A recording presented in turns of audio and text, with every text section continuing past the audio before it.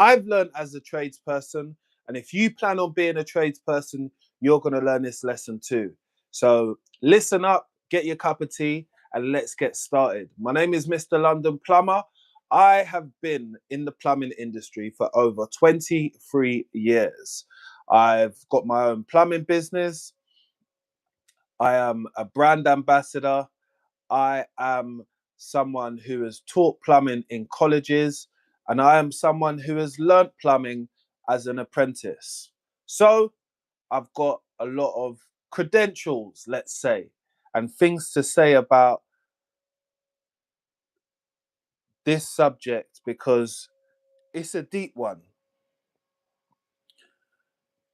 And it's to do with growth, I think, as a person. It's one of the hardest things for people to actually get, which is the word acceptance. Yeah.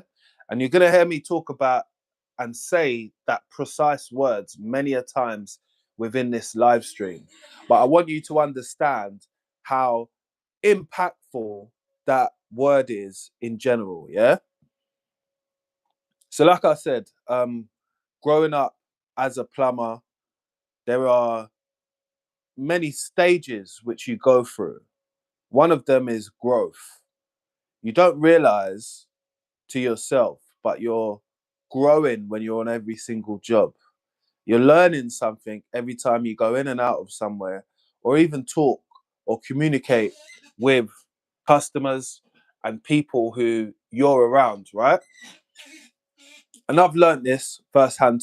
First, every time I've been in there, I thought, wow, come across that. Wow. And there's only so many times you can say wow, because after a while, you have to start accepting the situation which you're in. You're in a place of learning. You're in a place of you being a student instead of a master, right? But you're trying to get there. So you have to accept that you're not the ideal package right now. You have to accept that when you go to customers' houses, yeah, it's their property and what they say goes at the end of the day. You accept that because that's what comes with the territory. Learning to accept that even when you do become a plumber or a tradesperson, you're not going to win every job. Yeah. I've been to jobs and might have been my approach, might have been my price, or the way I wanted to do the job. I didn't get it. I've seen customers contact me through Instagram, right? Said, oh, I love your profile. Love to get you out. We've got a job, a bathroom to be fitted. Cool, excited. Sounds like a quirky couple from Hackney. Perfect, my type of customers. Quirky people, they be paying money. So that's why I'm saying they're my type of people. They know what they want. They've got it. They've even went on Pinterest and done all the work for me. There's no guesswork. We've just got to install. Just read things. You know how they go. Trap waste, bath, shower, pedestal, which is on a wash hand basin. So it's a raised like bit of wood, what they got. Cool. Look, we'll make it work, innit? This will look amazing. Could you show me some of your credentials, Mr. London Plumber? Yeah, of course I can. What projects do you want to see? Big, large, small, bathrooms, this, that. Showed them everything.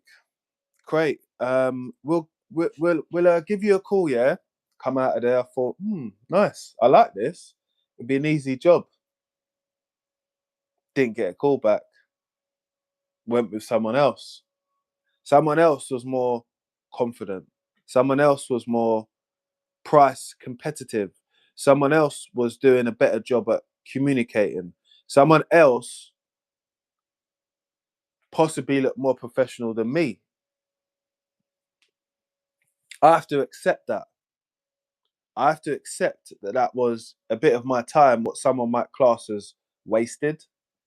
I have to accept that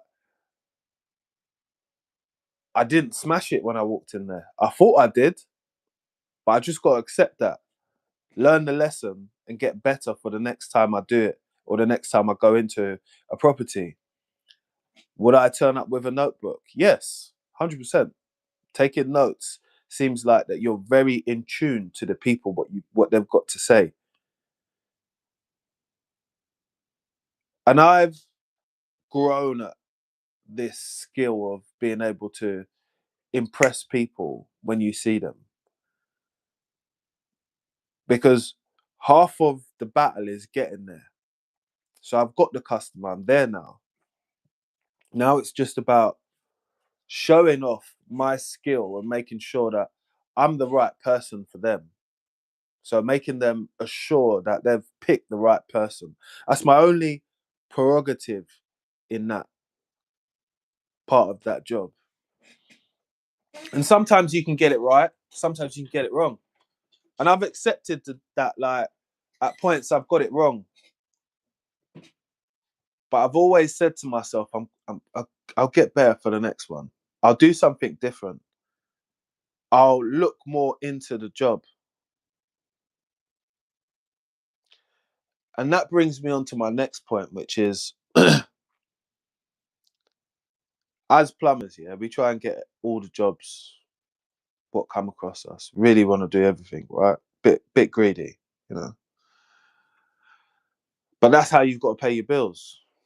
Think about it. I've told you, to run a plumbing business, you need a minimum of like 15 jobs a week. And you need to be charging a certain amount. If you don't meet your quota. Your KPIs are low. They're not where they need to be. So in that case, I do what most plumbers do. We go and see as many properties, customers as possible, so we can get as much jobs, more holidays. Simple. Right. So I'm understanding that even though I'm trying to get more jobs, I know that every customer is not for me. So I've got to make that business decision and not accept every single customer, because some jobs are like jobs from hell. You know, you all seen Gordon Ramsay's Kitchen from Hell. There's jobs from hell. There's jobs with customers who are just going to be like, "Oh, thanks for fixing the sink. Could you have a look at the bath now, because you're around here now?" And you know, like, you done that thing in like 5 minutes, 10 minutes. So you probably be able to fix this quick. Yeah, I probably would, but this is a different job now, isn't it? Oh, but you're here now, so what, are you going to charge me twice? Well, I'm going to have to charge you something for looking at something else, what you've not asked me for in the first place. This is what I mean about plumbers, and this is what I mean about. I'm just telling you how it goes. You can't be shooting the messenger when there's rules to everything. You can't go in KFC and go and grab a drumstick. When was the last time you walked in KFC and said, "Just give me 6 wings," and walked out? You don't do that. So you're not going to be able to do that over here. We ain't selling chicken wings neither. So this whole making it right by being a person who can judge other people when you see them and being like, "Oh, that customer's going to be a good customer. This one's going to be a little bit difficult." The wording, what they said at the beginning, has made me accept that this person is not willing to pay the higher price or the price which I've asked for. Oh, I need this thing done really cheaply, man. Yeah, because I've got so many bills and stuff going on at the moment. Okay, but you know, we've discussed before that this job isn't cheap. I just raise my eyebrows. What I do is I don't try to if people, let me do it again. Yeah. I just do that because, like, if it's done cheap, it might not be done with good quality. If it's done cheap, it might be done fast and it might be rushed.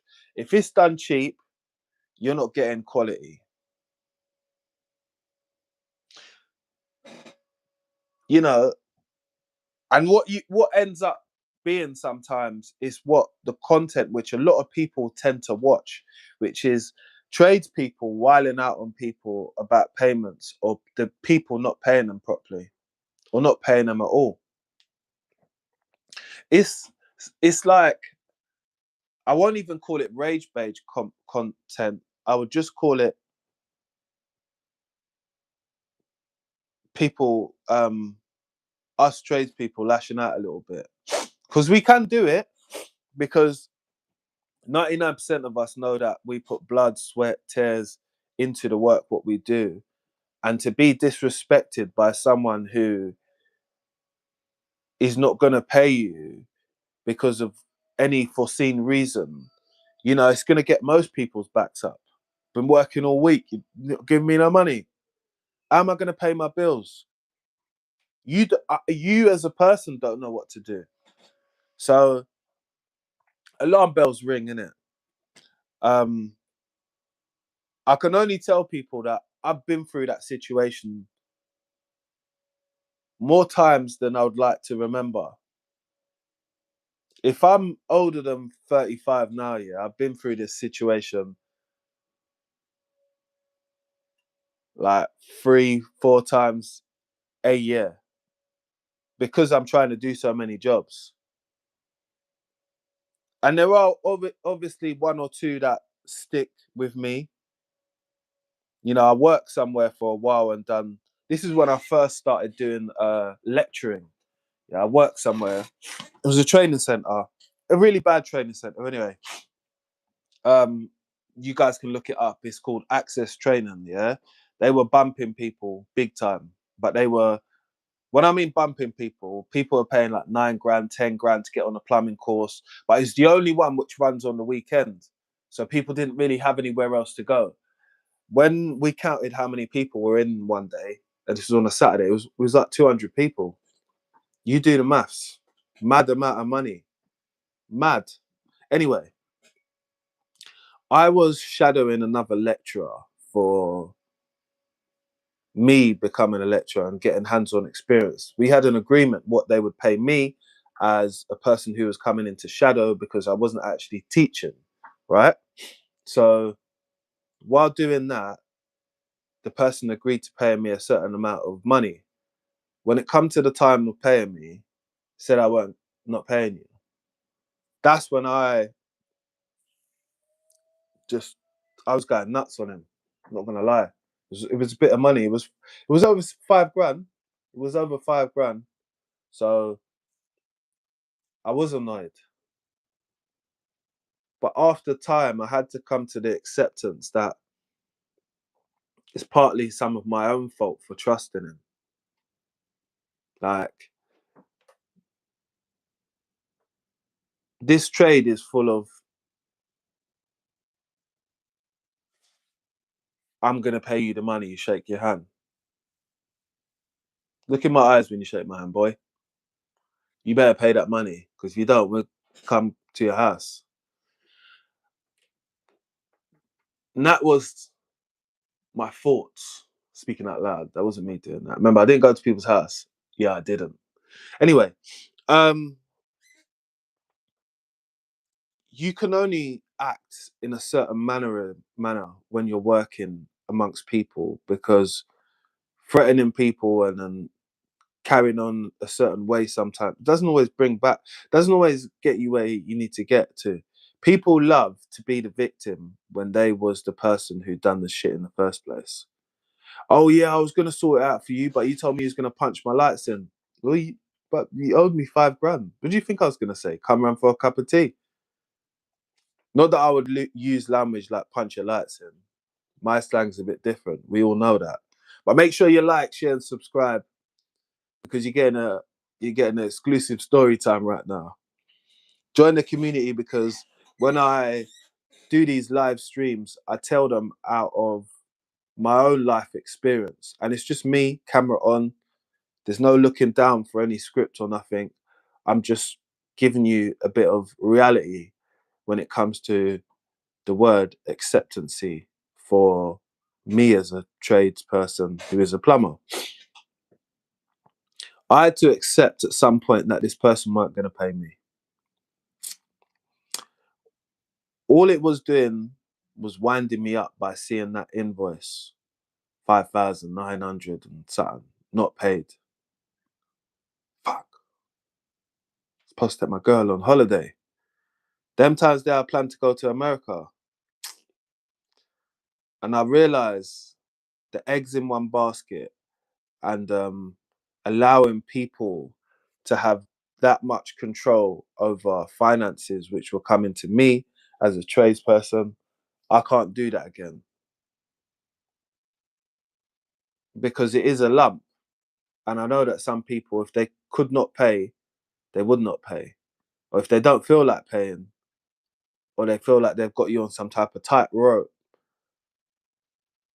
you have to do tap dancing, waist shaking, you know. You have to be looking like that Churchill dog on the back of the car, but does the head nodding. You know, they got you by your curlies. They got you by that. So you got to do what people say. And once I got out of that situation and just put it to bed because I never got the money, even up to today, I don't have the money. It made me look at things a little bit different with understanding that, for one, I put myself in that situation. Yeah. I allowed myself to believe that someone would be honorable within business. And that's a red flag in itself sometimes, because how am I to know that that person has the same principles as me?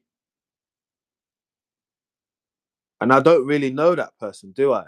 I know him as a colleague, but you ask yourself, how many colleagues or people do you know inside your workplace that could owe you 5 grand for a job, let's say, and you would let it slide because you still have to come to work with that person?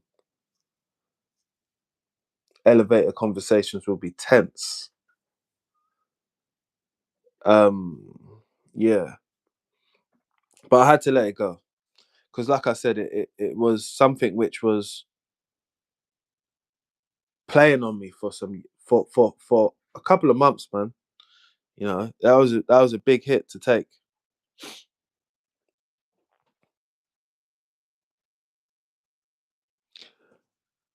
And that leads me on to my next point, which is I've done jobs and I've kind of accepted at points that I'm not going to make money on here because the job keeps on going on. There's always something, some other little bits what they want. So when I add up everything, I'm going to have to do some things off the bill so they feel like they still got a good deal out of me. And I've accepted that at some points, you know, that I'm not going to make money, or we're just going to break even for today. It's not going to be anything crazy. When other days I've had really good days. So there was a time when I used to work for a place as a self-employed plumber, and I used to do a lot of jobbing, which is called. So you go from one place to another place. There's a mobile app basically, which has got jobs on it, and you can click on them and you can attend the jobs. You can tell the people how long you're going to be, and then you get there, you get to do the job, take pictures, you get materials if needed, you leave. That's it. You get paid the following week. It was great for me. Um, I was actually telling someone a couple of days ago, a platform like that, I used to make about this was I remember a day, so it was about £640 in a day. But I used to get busy on them things. I mean, I would be out at like 8 o'clock in the morning. Well, before that, way before that, actually, to do the first jobs. I was at people's houses at 8, and I was younger than what I was now, obviously, and just more hungry to do jobs. Like I really enjoyed it. Um, I think I used to Instagram a few of my jobs, but not as much as I could have because I was mainly busy with what I was doing. And there was some jobs where I would have like a siphon on me, have like a couple spare siphons on me or something like that. And let's say I was doing a job for someone, they seemed like a nice person. That I'm like, well, you need to change your siphon. Oh, how much is that? I'll be like, oh, well, we can get one for you, £20, £40. Cool. But you're gonna have to book another hour so we can fit it. How much is the hour? I can't remember what it was, maybe like 90 or 150. I think maybe 150. But what the company used to do, they used to put a premium on top of the parts. So I would tell them, all right, tell them that you're gonna rebook with them or something like that. And then I'll just do the job for them quickly. Just give me a oneers. I'll do it for you now. Just tell them that, tell them whatever you want, man. Tell them that you ain't got the money to pay right now, and you'll come back to them. Just do that. They'll pay me the money, and it works. And I'm doing them a favor, but I know I'm not really killing it out of it because I can tell them that I haven't got the part and make them go through the company. But I'm a normal person because I've got to go back to a normal house, and I think to myself, at the end of the day, why can't I do one nice thing for someone? Like, yeah, I'm not gonna make what I would make if I done it the other way, but this person's just in need. I have it. It didn't cost me anything because some of them I used to get for free from like plumbing shows and stuff like that. I don't know if you lot used to do that, but I used to do that. That used to make me a lot of money actually. That's a little handy trick. Uh, so a lot of your learning will come from your wins, your progress, and your hard work, and the acceptancy that you're not always gonna be on top. Like I accepted a while ago that there is gonna be other tradespeople who look like they are a way better plumber than me. Accepted that. I don't care about that. What I care about is the truth of my message. I rarely try to sell people things online. Like I don't try and mislead people and tell them that this industry is easy to do. Because if it was so easy, it would have way more successful people from it. You can count the successful people on your hand at the moment. My thing was ringing, my iPad. I hope the quality is not too bad for you guys to be watching the live streams because I'm doing it from my iPad at the moment.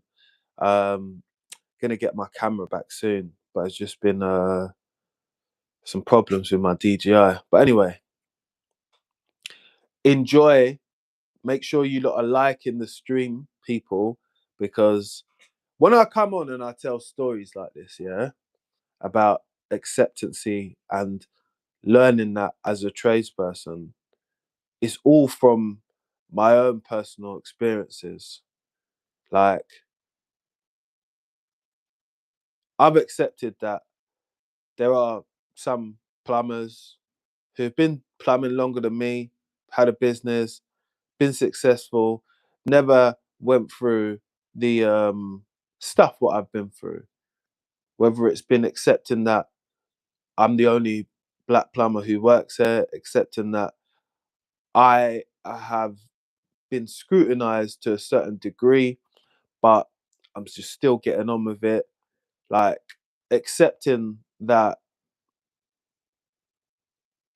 the way I am physically, I can't change. So if I turn up to someone's property and like, like hide the rollie, no one's never done that to me. I'll just be honest.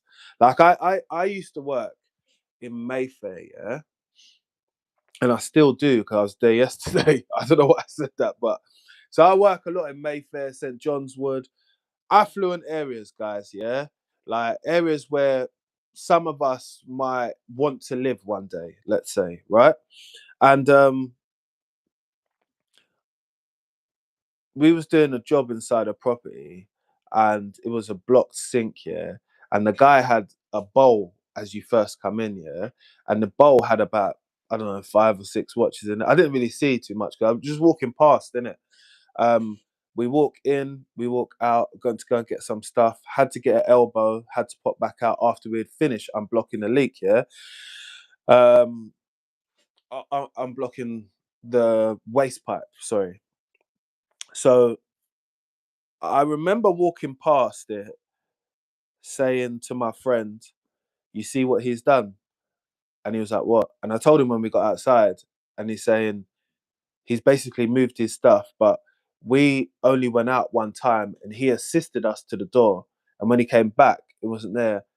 But remember, we've never went over to where the bowl is because the bowl is on that side of the room, but we've walked in from this side, just seen it by eye. Um, That's the funniest thing I've ever seen. But he could have just been moving his rollie because he didn't ask us about it or anything. But like I accept that people do stuff like that when you're in their house and stuff like that. Obviously, it's that's his goods, isn't it? He can do whatever he wants with it. If he wants to put it on the side over there or over there, if he wants to use it as put it on his wrist, he could do what he wants. Again, it's nothing to do with us. But I accept that when I'm in people's properties and they don't know me, they see me for the first time, you've got to be wary or cautious about that person because you don't know them, innit? You know? And so would I. Likewise, like I'm not having someone walk all around my property without me not assisting them or showing them where it is. Like you don't need to go into the bedroom, it's over there and things over there. So it's like those types of behaviors you have to learn to just be like, oh, okay, cool, that's what's going on, no problem. But again, we're just here, and say the sink's here, and we're just concentrating on this place. We're not going anywhere else in the property. We just go to the kitchen, to the sink, to get to the pipe work. That's it. And whatever else goes on around you, behind you, you're not here for that. You're just here for the job. So you're just there focusing on that and not so much caring or thinking about what's going on in the back. Like that's how I've moved. But you know, we're humans, in it. So when we get outside the job, me and my brethren, we talk about it. And I said, "Did you see that?" And he goes, "What?" Because he didn't really clock it. And I'm like, I don't know if you clocked it, but I definitely did. Again, I don't. That person wasn't being hostile towards us or anything like that, or being like, "Oh, two young black guys." They wasn't doing that. Or no one's never done that to me. No one's never opened the door and said, and then shut back the door and said, "Oh, who are you?" Or talking to me through the peephole. No, no, no. I've never had that in my whole life. Going to properties in and around London, I've never had that. What I have had is more of like the the point where I said earlier when I'm like when I come across a difficult customer and I've still dealt with them to try and see it through because I'm more than 1 foot in with the job. Like, I'm just gonna do this job for this person, get it in and out, and get it done quick as possible, and start the ball rolling and telling them that listen, you've got to pay now because the job's finished. Blah blah blah blah. Because I knew that person was gonna become difficult at some point. But I've accepted it by now, you know. And I think that in its entirety is a difficult thing to do. You know, I've been speaking to one of my friends one time. Yeah, he was doing a job for someone. The job was scheduled. The person added on other little bits what they wanted onto the main job, so it made the price go up because my friend had to get more materials, do a little bit more work. It went on for a little bit, right? He called me one time and he was like, "Oh, this person said they're not paying me because he knows that I've been through that shit loads of times. How do you deal with it?" I said, "Boy, you know what? Um, I try to look at it from what did I do wrong within communication? When did I last communicate with that person and say the price was X? Because if I've not got it down or documented it, there's a chance that I might have not have mentioned it. And I might just be assuming that this person knows that it's going to cost X, Y, and Z. Why would they know? Be upfront about it. And that was a thing what went on for a little bit with me. And I had to learn how to communicate properly. So when I'm telling people how much it costs, they're not shocked because I've communicated the whole time. And there's some type of paper trail, which would be WhatsApp messages, text messages, uh, emails, preferably, showing a timeline of our conversation, but our timeline of me telling you about the quote and you telling me about other little bits what you want externally added onto this one job, but me explaining to you those other bits can be always done, but you're gonna have to pay that for that bit and this for that bit. Together it becomes this. You need that for yourself. And look, I'm always for the man them because my brethren is like fam. So, and we're talking, I'm like, have you got that? And he's like, nah. I'm like, bro, keep it 100 with you, man. You got to be able to communicate on that level for that person not to seem like you're not. Because how are they to know that the bill went up? How are they to know that this cost that and that cost that? They they might think in their head that you're doing them some type of favor. And that's what a lot of people say it is. Oh, I thought it was a favor. Sorry? Sorry? A favor? When was the last time you went into Wingstop and you asked for 5 lemon pepper chickens, wings or whatever they are, for a favor? But I'm out here doing the favors. And that's when I think a lot of our egos and pride gets a little bit better of us. You know, why would you think that I'll be out here doing 3 jobs? He don't know you. And to be honest, he don't care. And that's the reality of things sometimes. The people don't care about you who's in that situation. They care about the job. All of the emphasis is on the job. So it brings me back to my initial point, which is the whole video is about, is acceptance. Accept that I've been on jobs which got the better of me, took longer than what I expected. I went in there with a plan, started to get sidetracked with doing other things, ended up being there a couple more hours than what I needed to. Accepting that when I look at certain jobs, I don't know every single thing. So when I'm trying to break something down, I'm still having to cross-reference it with certain things. Oh, if that's working, if the pump's not going, is it the float switch was kicking it in? The reason why this is overfilling, is it because of one of the outlets is blocked? Let's take the discharge outlet pipe off. Let's see if it's pumping. It's making noise, but it's not pumping. Is it the capacitor? Is it the pump? is the motor not, is it not spinning? Is the propellers not spinning at the bottom? These are all problem solving diagnostics which I've been through yesterday, not yesterday, but the day before. And I was breaking down a job and I was even questioning myself. What am I doing wrong? Cool, I've got a little list what I'm going through. Going through that. Oh, I thought you would check this. I thought you would check that. And I didn't check certain things, one or two things. And it led to someone, well, it led to my uncle saying to me, oh, I thought you was going to check that.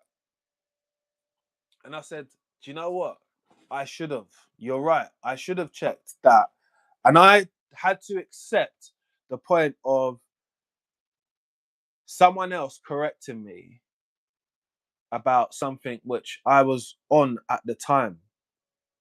And it is what it is. I don't take it super personal because I know that every good tradesperson continuously learns. Yeah, you got to accept that learning curve. What's up, bro? Just checking you out from North Canada, yeah, USA. What's happening, bro? Big yourself up, man. Big up my big bro Ricky. Yeah, that's my bro. What's happening, King? Yeah. So today I'm just talking about us as tradespeople accepting certain things, accepting sometimes the price what you put across to other people, they're not always going to go for it. Accepting that when you turn up to a property, people are judging you on face value and on possibly what's online about you. Same with me. And it might not meet someone's expectations today. So that might be the reason why they didn't go with you and why they went with someone else. Do you get it? It can be a hard pill to swallow, but I feel that what this trade has made me do is allow me to know that everything in life isn't always perfect. And even when I look at some jobs which I go to, yeah, where I say, fuck me, this person's fucked this place up, I accept the point that they might not have the resources to do the job properly in the first place, or the skills, or they might have been pressured by the customer to do it cheaply. There are a lot of factors what go into it. So that's why, specifically me, yeah, you won't see any videos online of me critiquing other, especially plumbers, about their work and craftsmanship. Some people have it, some people don't. Everyday life, some people don't give a damn if you could do it or not. They give a damn if them two pipes go to the bloody radiator. That's it. That's all they care about. Don't care about you pulled a 90, then you pulled a 45, then you offset it off so no one can see the pipe work. They don't care. There's no extra payments for that. That's you just being a craftsman and understanding how to bend the pipe. Do you get it?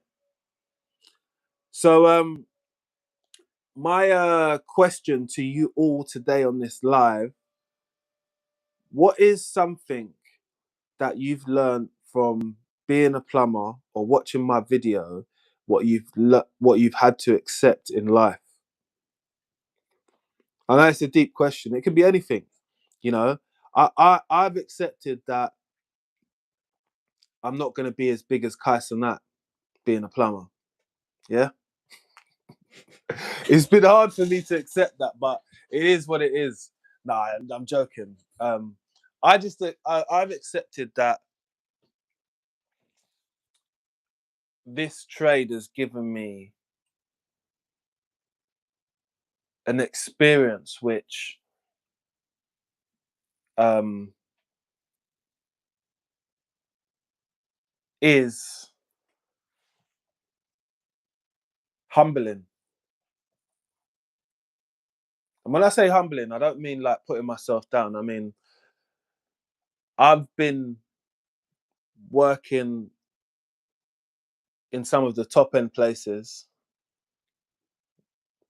some amazing people who I've met through it. Plumbing has got me to the point where I've been in documentaries with my boy, Ricky, USA. I've been doing stuff which started off in my spare room, in my bedroom, making videos, to being on adverts, being on brand deals, connecting with plumbers who live in different countries. Man from Africa, Nigeria, Brazil, people following me. I got mates in Australia from doing the same trade. I got mates in the USA, Switzerland, Belgium. Do you get it? I get messages from people when I think, wow, you watch my videos? I'm like, sick. So I've just accepted that the trade has been a growth journey for me. You know, it's allowed me to grow as an individual. It's allowed me to be honest and open about my own opinions and accepting that others have theirs. But I do want to know what you guys think. What's your acceptance of this video? And what have you accepted in your life now? It could be anything, can it? Some men are going to say they've accepted that, you know, their partner's cheated on them before and it just took them back. And well done, you. I want to know if anyone else can top that. No, I'm joking. We don't need anyone topping that, but we do need you telling your experiences in the comment section because it helps out with the video. I do live streams like this as much as I can on my YouTube channel because it's long form videos. It's not scripted. It's how you're going to get to know me. And if you want to be part of this community, all you got to do is subscribe. I don't send no emails to you. I don't send, you know, text messages. I just make content like this where you can reflect, but also have your input because it's not all just about me. It's about my community and it's about things which tradespeople come across and go through in everyday life. So, yeah, man, drop a comment, be part of the community, like, share, have a great day, be amazing, love your family, be positive, and drop a comment, man. That's the last thing I got to say. You guys, I'm out. Everyone have a good day. Be good. All of that good stuff.